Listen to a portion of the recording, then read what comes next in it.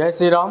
तो आज हम लोग स्टार्ट करते हैं फिजिक्स में। नेक्स्ट टॉपिक है विद्युत धारा या इलेक्ट्रिक करंट। ठीक है, इलेक्ट्रिक करंट के बारे में आप लोग सब जानते ही होंगे। ठीक है, तो सबसे पहले हम लोग बात करें तो विद्युत धारा से हमारा तात्पर्य होता है तारों से होकर आवेश का प्रवाह, चार्ज है ना, जो वायर है उससे आवेश का जो फ्लो होता है उसी को। ठीक है, इसको हम लोग क्या कहते हैं, इलेक्ट्रिसिटी भी कहते हैं। अब पदार्थ के परमाणु जो है तीन, जो कोई भी मटेरियल होते हैं उसमें जो कण होते हैं है ना, पार्टिकल्स, वो तीन प्रकार के पाए जाते हैं। कौन कौन?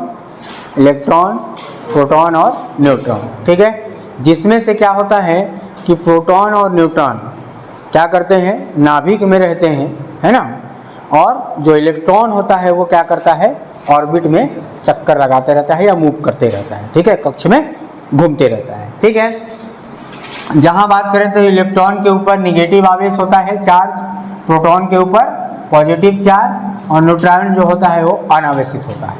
ठीक है, कोई भी चार्ज उसके ऊपर नहीं होता है। ठीक, अब जो इलेक्ट्रॉन को छोड़ देता है या डोनेट कर देता है वो क्या हो जाता है, धन आवेशित है ना, पॉजिटिव चार्ज हो जाता है। और जो इलेक्ट्रॉन को लेता है वो जो है वो क्या हो जाता है, ऋण आवेशित। इसके बारे में अलग अलग लुईस और छार ने या ब्रांस्टन लॉरी ने भी अलग अलग सिद्धांत दिया है। वो सब केमिस्ट्री में पढ़ोगे तुम लोग, ठीक है, या पढ़े होगे, तो इतना हम लोग को डीप में जाने की ज़रूरत नहीं है। बस इतना देखें कि जो इलेक्ट्रॉन को डोनेट कर देता है वो पॉजिटिव हो जाता है और जो ले लेता है वो ऋण आवेशित हो जाता है। ठीक है, आवेश की बात करते हैं। अब आवेश क्या होता है कि जब कोई पदार्थ अपने सामान्य व्यवहार से अलग व्यवहार प्रदर्शित करता है, जैसे विद्युत क्षेत्र, चुंबकीय क्षेत्र उत्पन्न होने लगता है। ठीक है, कोई भी जो पदार्थ है उसका जो नेचुरल बिहेव है उससे थोड़ा अलग होकर के कुछ ऐसा बिहेव प्रदर्शित करता है जिसके कारण क्या हो जाता है, या तो विद्युत क्षेत्र, इलेक्ट्रिक फील्ड जनरेट हो जाए, या फिर मैग्नेटिक फील्ड या विद्युत चुंबकीय क्षेत्र उत्पन्न हो जाए। ठीक है, तो ऐसे गुण को हम लोग क्या कहते हैं, आवेश कहते हैं या चार्ज कहते हैं। ठीक है, एसआई मात्रक की बात करेंगे, चार्ज का तो कूलाम होता है। सीजीएस मात्रक स्टेट कूलाम होता है, या इसी को फ्रैंकलाइन भी बोलते हैं। इंपॉर्टेंट है, स्टार लगा लेना है। ठीक है, फ्रैंकलाइन दिया था ऑप्शन में। ठीक है, किसका, आवेश का या चार्ज का सीजीएस यूनिट ना, सीजीएस मात्रक क्या है, फ्रैंकलाइन या स्टेट कूलाम। ठीक, अब यहाँ पर कुछ रिलेशन दिया है, जैसे 1 coulomb equal to 3 × 10⁹ stat coulomb होता है, या इसी को हम लोग ESU आवेश भी बोलते हैं, और EMU आवेश जो होता है 1/10 एब कूलाम के बराबर होता है। ठीक है, आवेश की बात करें तो प्रकार जो है दो प्रकार के होंगे। कौन कौन? एक पॉजिटिव आवेश होगा और एक नेगेटिव, है ना। आवेश भी दो प्रकार के होंगे, एक पॉजिटिव और एक ऋण, धन आवेश और ऋण आवेश। ठीक है, तो अब बात करें हम लोग क्या, इलेक्ट्रिक करंट। तो विद्युत धारा किसको बोलेंगे भाई, आवेश परिवर्तन की दर, the rate of change in charge with respect to time. समय के साथ आवेश के मान में जो परिवर्तन होगा वही कहलाएगा हम लोग का क्या, विद्युत धारा या करंट। ठीक है, करंट एक अदिश राशि है, स्केलर राशि है, हम लोग उस दिन देखे थे। ठीक है, और इसका मात्रक होता है एम्पियर, और डिनोट करते हैं कैपिटल ए से। ठीक, और मेजरमेंट किससे करते हैं, करंट को एमीटर से ना, एमीटर और वोल्टमीटर दो तो होता है, आगे पढ़ेंगे उसको। ठीक, तो करंट हो गया। नेक्स्ट बात करें हम लोग विद्युत विभव, इलेक्ट्रिक पोटेंशियल। क्या होता है, किसी एकांक धनावेश को अनंत से विद्युत क्षेत्र में स्थित किसी बिंदु तक विद्युत बल के विरुद्ध किया गया कार्य उस बिंदु पर विद्युत विभव कहलाता है। क्या कह रहा है, एकांक धनावेश के अनंत से ना विद्युत क्षेत्र में जो इलेक्ट्रिक फील्ड है उसमें हम लोग को किसी बिंदु तक लाना है, और बल जो रहेगा वो कैसा रहेगा, जो विद्युत का बल है उसके अपोजिट रहेगा। ठीक है, हमेशा क्या होता है, करंट का फ्लो किधर होता है, करंट का जो विद्युत का जो प्रवाह होता है वो किधर होता है, इलेक्ट्रॉन के फ्लो के अपोजिट में ना। इलेक्ट्रॉन जिधर से प्लस कर रहा है, मतलब मान लो अगर ये एक सर्किट है, ठीक है, इलेक्ट्रॉन अगर इधर से फ्लो हो रहा है तो करंट हमेशा इधर से फ्लो होगा, ऑपोजिट, है ना। जो rate of direction of current है वो हमेशा ऑपोजिशन होगा किसके, डायरेक्शन ऑफ चार्ज या इलेक्ट्रॉन, ठीक है। तो विरोध किया गया कार्य उस बिंदु पर विद्युत विभव कहलाता है और विद्युत विभव का मान होता है W/Q। W क्या है, कार्य अपॉन में Q आवेश। ये भी एक अदिश राशि है, इसका SI मात्रक होता है वोल्ट, ठीक है। अब थोड़ा सा हम लोग देख लेते हैं विभव का कुछ और केस है। पहला है electric potential at A point from R distance,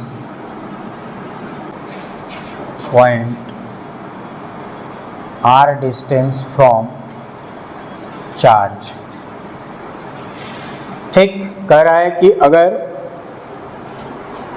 किसी पॉइंट पर और उसका डिस्टेंस कितना है R, जिससे कि चार्ज है, आवेश है ना, आवेश लग रहा है, वहाँ से R डिस्टेंस या R दूरी पर इलेक्ट्रिक पोटेंशियल या विद्युत विभव का मान क्या हो जाएगा, V = 1/4πε0 इंटू Q, और यहाँ आएगा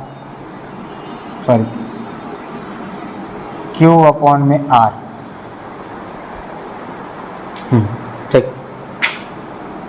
ठीक है। इसके लिए अभी एक रूल पढ़ेंगे, कूलाम का नियम, ठीक है, उससे आएगा ये। और यदि दोनों बिंदु आवेशों के बीच दूरी d है तथा विद्युत विभव क्या है, V है, तो विद्युत क्षेत्र की तीव्रता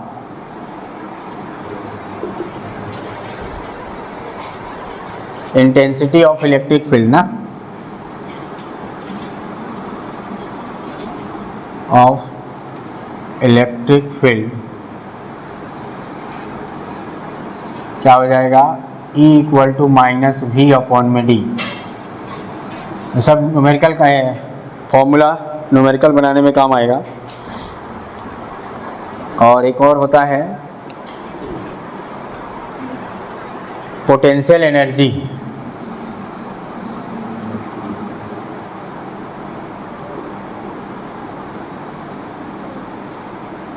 क्या बोलेंगे इसको, विद्युत ऊर्जा। U = होगा 1/4πε0 Q1 Q2 अपॉन में R², R। ठीक, विद्युत ऊर्जा या पोटेंशियल एनर्जी क्या हो जाएगा, 1/4πε0 Q1 Q2 अपॉन में R। चलो नेक्स्ट है हम लोग का विभवांतर या पोटेंशियल डिफरेंस। सपोज कि दो पॉइंट दिया हुआ है A और B, ठीक है, इसका हम लोग पोटेंशियल देख लिए कि VA है और इसका बोल रहे हैं कि VB है, और इनके बीच जो चार्ज है या आवेश है वो क्या है, Q है। तो VAB क्या हो जाएगा, मतलब विभवांतर क्या होगा, VA - VB, यानी कि A और B तक ले जाने में जो किया गया कार्य है और अपॉन में आवेश।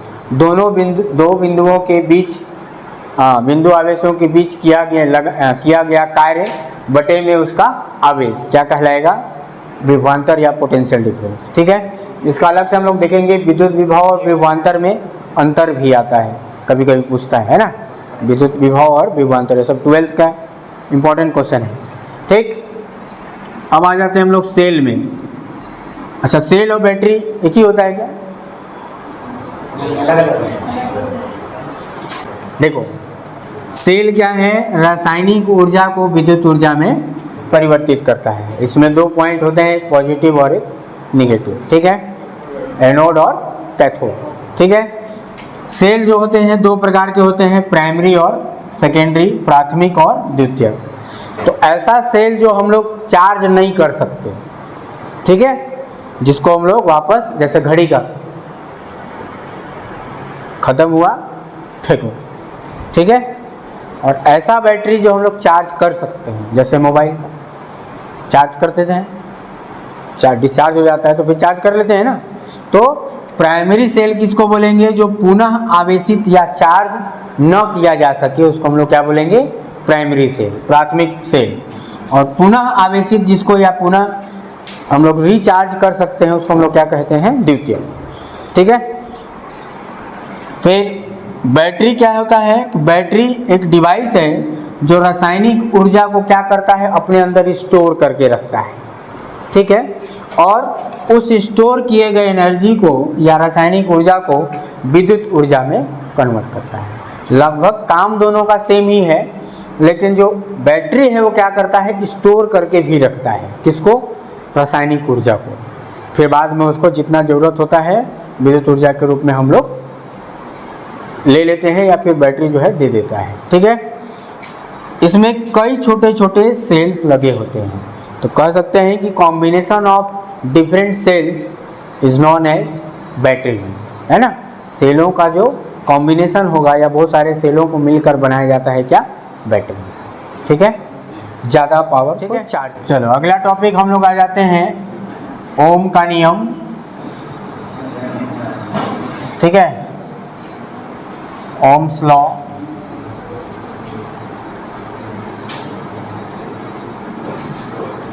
तो किसी चालक के फिजिकल क्वांटिटी अवस्था में चेंज किए बगैर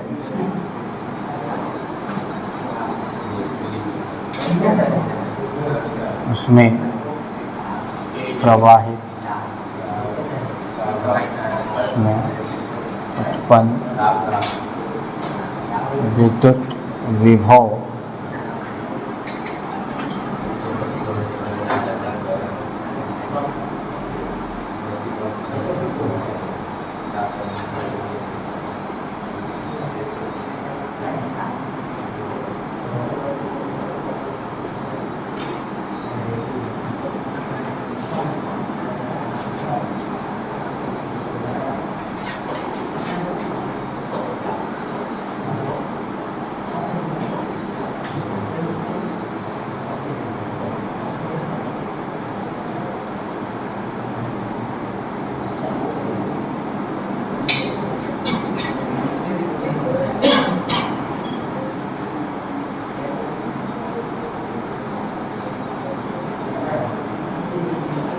क्या बोल रहा है? ओम का नियम, ओम्स लॉ क्या होता है कि किसी चालक की फिजिकल क्वांटिटी या अवस्था ना, उसके किसी भी चालक, कुचालक और अर्धचालक, तीन प्रकार के पदार्थ होते हैं, मटेरियल। अभी हम लोग डिटेल में उसका देखेंगे डिफरेंस, है ना।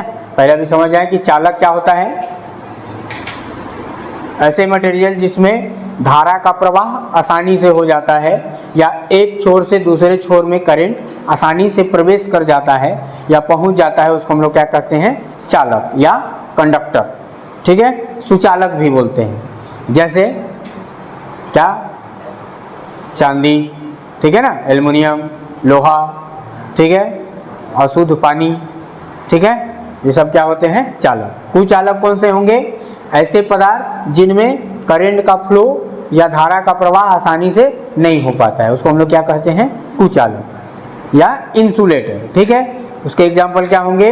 रबड़, ठीक है, सूखी लकड़ी, है ना, ये सब क्या होंगे? तो कुचालक, चालक और अर्धचालक, अभी डिटेल में हम लोग देखेंगे उसको, ठीक है। तो चालक क्या कह रहा है कि किसी चालक के फिजिकल अवस्था में बिना चेंज किए, जैसे कोई चालक है या तार है, मान लो, है ना, एल्युमिनियम का तार है, उसके फिजिकल अवस्था, जैसे उसकी लंबाई में कोई चेंज ना करें, ठीक है, उसका क्षेत्रफल में या चौड़ाई में कोई चेंज ना करें, फिर जहाँ वो रखा है उसका हीट या टेम्परेचर ना चेंज किया जाए, ठीक है।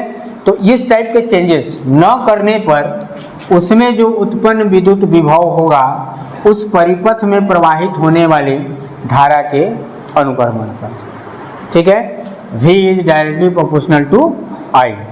और इस अनुक्रमानुपाती को हटाते हैं हम लोग R से, और इसी R को हम लोग बोलते हैं प्रतिरोध या रेजिस्टेंस। ठीक है, क्या बोलते हैं इसको? रेजिस्टेंस। और इसका मात्रक होता है ओम। ठीक है, इस रेजिस्टेंस का मात्रक क्या होता है? ओम। और ये रेजिस्टेंस क्या है? तो R equal to V by I होगा कि नहीं? ऐसा formula R equal to V by I किस में रहेगा? ओम में ना। प्रतिरोध क्या होता है कि धारा के मार्ग में अवरोध उत्पन्न करता है। धारा के मार्ग में अवरोध उत्पन्न करता है। Opposes the flow of current, है ना। क्या करता है? विद्युत धारा का जो प्रवाह है उसको क्या करता है? अपोज करता है या विरोध करता है। कौन?